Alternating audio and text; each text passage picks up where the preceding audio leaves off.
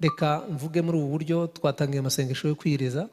We have started prayers of fasting. Abantu badafite akazi, People don't have occupations. abantu badafite ibyo kurya mu rugo, People don't have food at home. ntabwo bemerewe kwiyiriza gufata aya masengesho y'iminsi 40. They are not allowed to fast for these prayers, for these 4 days. Ntibakanavuga ngo na Bishop RUBANDA yatubwiye ngo twiyirize kandi mu rugo nta byo kurya ufite. They shouldn't even say that Bishop told us to fast when we don't have food at home. Ntabwo ari byo. It's not right. Ugomba kurya You should eat, kandi ugakora. work. Wowe uzakora amasengesho y'iminsi 40 undi mwaka ufite stock. You will do these prayers in another year having food at home.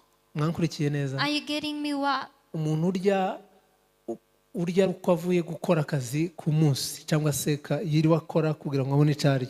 If you eat, if you can't have food because you have Ntabwo worked the whole tumwemerera, day, ntabwo muri iri tangazo ry'amasengesho yo kwiriza ntabwo arimwe.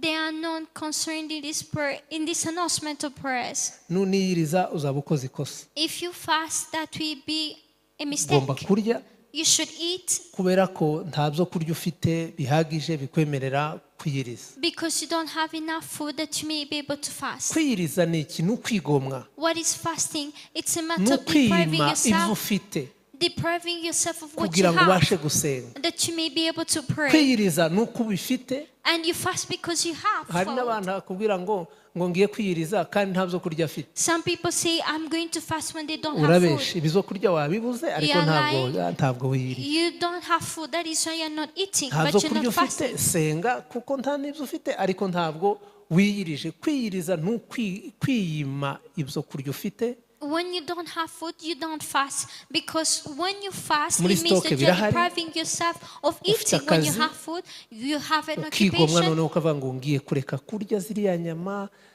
zibe ziri muri firigo, nzanza mfungura amasaha ya nayo. And you deprive yourself of eating meat or eating at a certain time.